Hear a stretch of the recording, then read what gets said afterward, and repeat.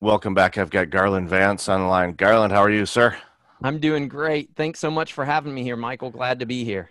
Glad to have you here. You're the author of Gettin Unbusy, which in the pre-show we were talking about how busy is such a bad word with us because it has so many bad connotations based on both of our personal journeys. So tell us a little bit about the book, and I want to dive in specifically on the burnout section of it because that's definitely an interesting backstory that you have when it comes to that. Yeah. Yeah. So it's interesting because busyness in most of the world is actually a good word. It's a word that people use to really brag about their condition of life. So think about for most people, if they go into a Starbucks or go see a friend somewhere that they haven't seen for a few weeks, and they'll ask them, "How are you doing?" And the typical response is, "Oh, I'm doing really good. I'm just so busy." And what I discovered in my doctoral studies, which started because of my own near-death experience with burnout, is that busyness is actually killing us. And if we don't deal with it, and if we don't kill it, it is going to kill us.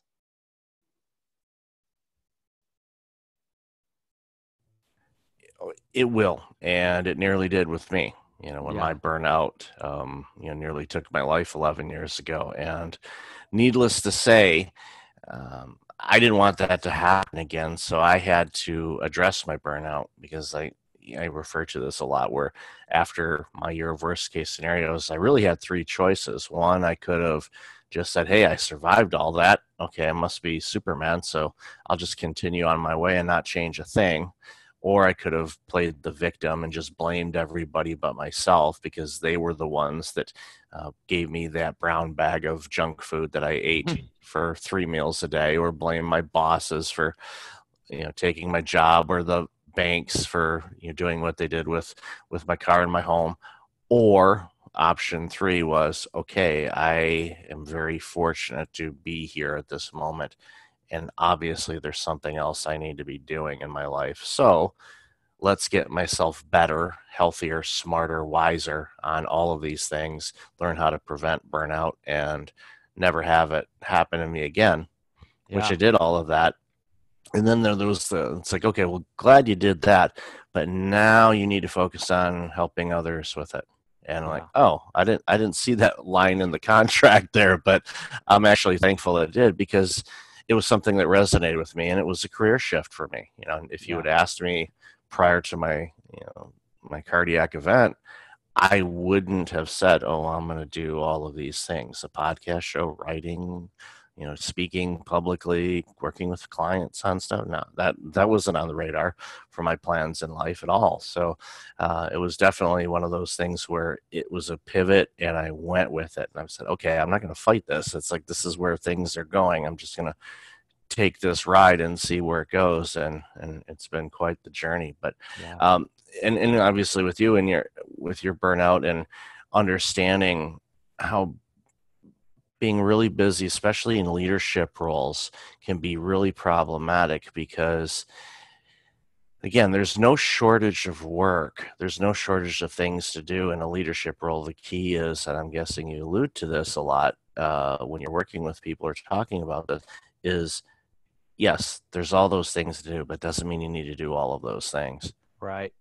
Right, absolutely. And for me, it was an experience where I started having all of these physical problems, chronic migraine headaches, physical exhaustion. I would wake up exhausted, go to bed exhausted. I was having extreme forgetfulness and heart palpitations. I'd be sitting at my desk checking email, and all of a sudden I would start pouring sweat and my heart would start racing. And so I went to the doctor because of those physical symptoms that I was having. And the doctor said, "Well, tell me about your life." And I said, "Oh, my life is really good. It's just busy." And he said, "Well, tell me about this really good, busy life." And I said, "Well, I work 50 to 60 hours a week with this nonprofit that I love. And I spend 10 to 20 hours a week working on my doctorate in leadership. And I have three young kids at home, and they're all involved in a few activities. And my wife and I are helping our church create some leadership development programs," and just began to explain all of these good commitments that I had made. And my doctor put his hand on my shoulder and he looked me in the eye and he said, "Garland, I'm concerned for your life. This is stress. And this stress is caused by your busyness. And I think the worst part for me is I wasn't telling my doctor about the mental and emotional toll that I was experiencing, how I was resenting anytime my kids would come and ask me to do anything. I resented them for it. I was angry at them for needing help. And this nonprofit that I was working with, we were doing leadership development with college students, and I would fake phone calls so that I could avoid talking to students. And it wasn't because I didn't love them, but it was because I was so emotionally burned out that I just wanted to give up. So I told my doctor about all these physical problems, but I didn't tell him about all of the emotional problems that I was experiencing.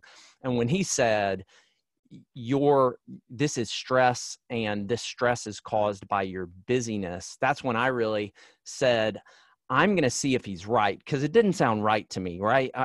We're busy. We're supposed to be busy. It didn't sound right to me, but I knew if he was right, that busyness was going to kill me. And so that's when I ended up focusing my doctoral research on what busyness does to leaders and to organizations. And that was what ended up resulting in the publication of this book, and in large part, a huge section of what I consider my life's work of making busyness a bad word in our society. Well, it definitely is. And at the time of this recording, we're in the middle of a pandemic, and so many people have more time than they did before as far as being able to make choices on things. We all get the same amount of time, Right. but they've got a little bit more flexibility in their time. They don't have a commute right now because they're not driving to and from work in many cases. For some, they may be laid off or in between jobs, so there's some dynamics with that. But it's this time that I highly encourage people to take this time and really look and see, okay, what is my life looking like? Here's an opportunity to redesign some things, because we have this opportunity to do that. And that could be a job change, that could be a relocation, that could be all kinds of things. The sky's the limit as far as what anybody would want to do if they want to make some changes in their life. This is a great time to start looking at those, and with clarity, because if when I ran into problems, especially with my burnout, is clarity goes out the window. You alluded to that, when you couldn't think straight, you had pretend phone calls so you wouldn't interact with people. You were angry with your kids because they were interrupting you. And it's very similar. I remember some of that as well, because my kids were 10 and under at the time of my burnout. And, obviously I'm very remorseful about that aspect of things. But, now, of course, they still have a dad here to help them and guide them now as they're, adults now, which is still kind of alarming to me. But you blink and you go, oh, well, wait a minute. You do the math. Okay, born this, it's now this, subtract. Okay, yeah, okay, that's how they got to that age. All right, I get it now. I should know that, being a former accountant. But it's still, it's how did that happen? And it's, like my dad told me years ago, so as soon as you get your driver's license, hold on, life just starts flying by, and it's not because you're driving fast. It does. But I guess one of the things I was going to ask you too is, in your book, what are some things that you guide leadership individuals to do to ease this busyness journey and get back into more of a harmonious type of way of living and working, so they are accomplishing more, but they're not quote unquote busy because they're just doing it correctly? Yeah, well, so let me give a little bit of a preface before I even talk about how how an individual goes through it. When I started researching this, one of my commitments was I still wanted to be a high achiever. I wanted to be a type A personality. I kind of like being a type A personality, but I didn't like that I had this type B spirit this type A spirit about me. I needed to have a calmer spirit. And so I really set out in researching this for my own self, and then in writing it for other people, of saying, I want you to continue to be a type A personality, but to do it in a way where you stress less and actually accomplish more. And so for an individual to do that, I take them through 5 steps. And the first step is you have to decide that busyness isn't worth it. You're going to look at the physical, mental, emotional, relational effects of busyness, the effects on your productivity, and even the effects on entire companies and organizations, and decide that busyness isn't worth it. And once you make that decision, the second step is you begin to deconstruct some of the inhibiting beliefs and bad habits, and even some of the unwanted commitments that you have. And this is the biggest mistake that I see most people make, is they go from deciding that they're too busy to jumping immediately into making plans about how their life is going to change. They don't deconstruct some of these inhibiting beliefs and commitments. And so they start making plans, which means they add more commitments to an overcommitted life. And so I want them to go through this deconstruction phase first. And really, it's one of my biggest concerns, Michael, with the post-COVID world, is I think a lot of people, as you mentioned, have more time now, or more freedom in their time because they're not commuting to work. And I think a lot of people that I've talked to are adding more and more commitments to their lives without thinking about what they need to uncommit from in order to live sustainably when life goes back to normal. So they're adding, they're going to create a podcast or add a blog or start their side hustle. And those are great things. But what happens when you go back to normal life? How do you cram all of that in there? You can't do it unless you've deconstructed some areas of your life. So after a person deconstructs, they design the life that they want to live. And that's, you actually start with, what's the pace of life that I want to live at? And how do I make room in my life for relationships, recreation, rest, and reflection? And so you design those things, then you develop, and I really take people through developing a calendar, developing an unbusy mind, so that your calendar is a proactive tool for you rather than reactive. When somebody says you want to do something, you just look and see if you have white space. That's a terrible way to manage a calendar, but it's pretty common. And then finally, you draw other people in. You bring in your family, your friends, and your coworkers. Because the truth is, being unbusy is so counter-cultural in our world that if you tell people that you're unbusy, they're going to look at you like you're lazy, unless they can see that you're actually accomplishing more than they are, but you're doing it in less time. One of my favorite books, obviously yours is ranking high up there too, is Essentialism from Greg McKeown. And the reason why I like that book, and it's when I first read it, I read it with the mindset of things in life. Don't have houses of stuff and you only have one house. It's like get the not necessarily being a minimalist, but get the things that are essential to you in your life as far as things are concerned. But in life as a whole, in leadership and running a business and doing the things you do, what's essential to you right now? And I share that concern that you mentioned a couple of minutes ago on people are loading up and they're finally getting to that bucket list of things that they've wanted to do. And now all of a sudden they've got a busy life right now while they're off of work. Well, eventually people are going to be going back to work and calling them back into the office, and they're going to go, well, then now what?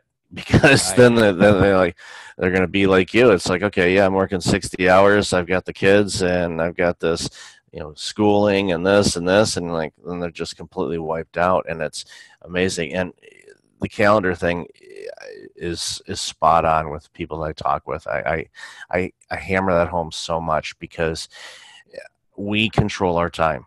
We do. A lot of people don't think they do. A lot of people think, well, my boss controls my time. It's like, you've worked out an arrangement.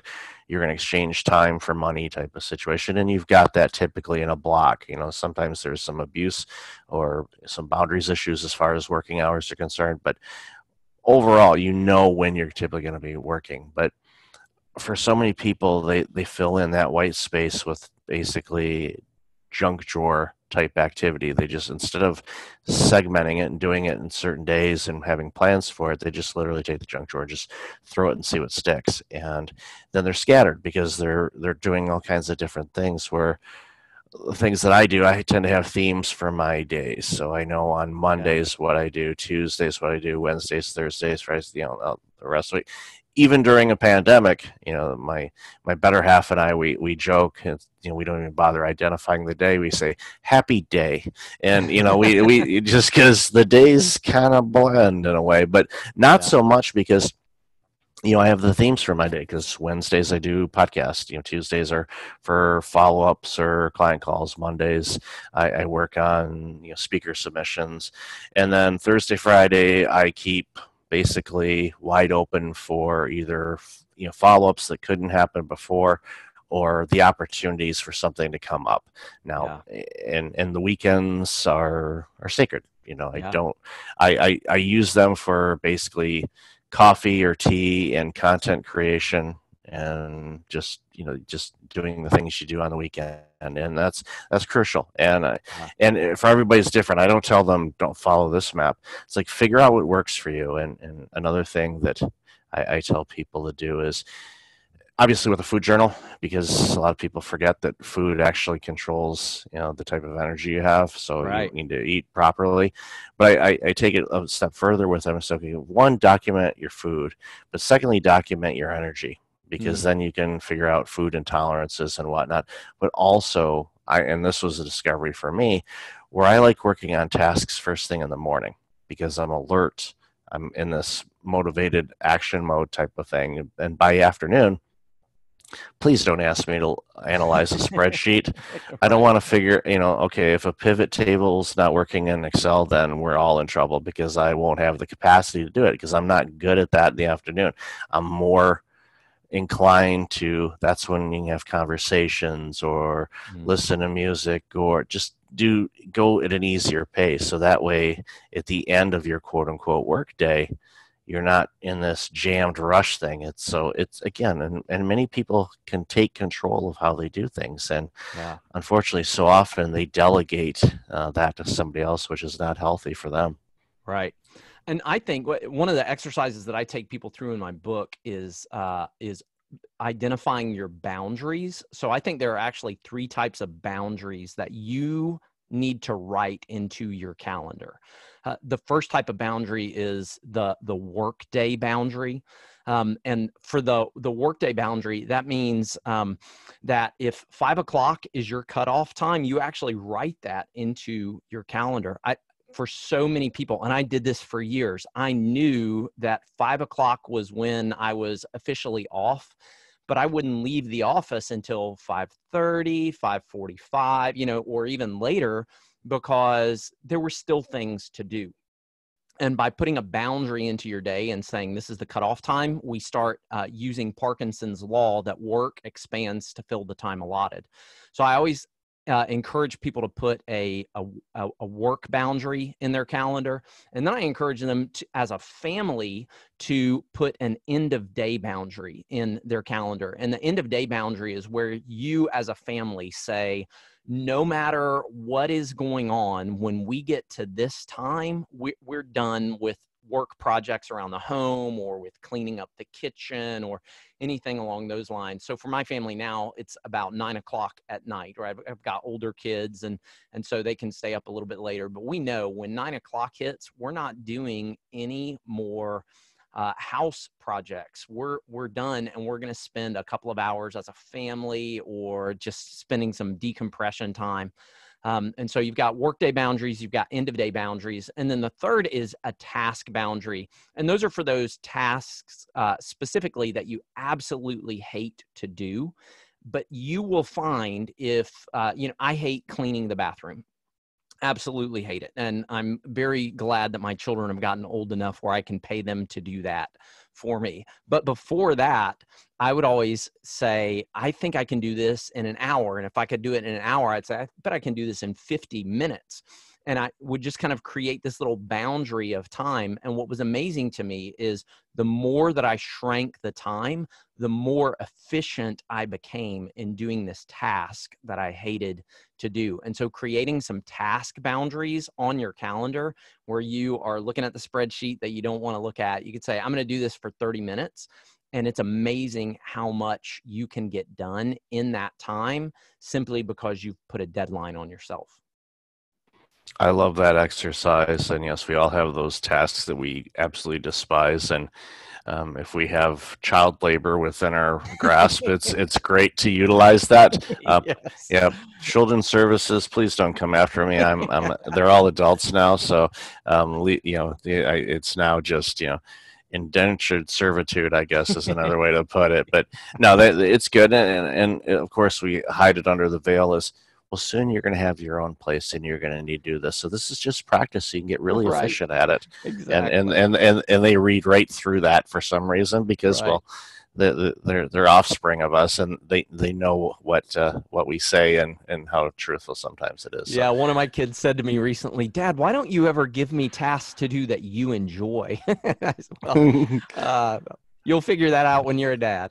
Exactly. It's called Dad Rules. Awesome. So, Garland, loved our conversation today. Where can people find out more about you and this awesome work you're doing? Yeah, so go to gettinunbusybook.com. So it's Gettin, no G at the end, Gettin, unbusybook.com.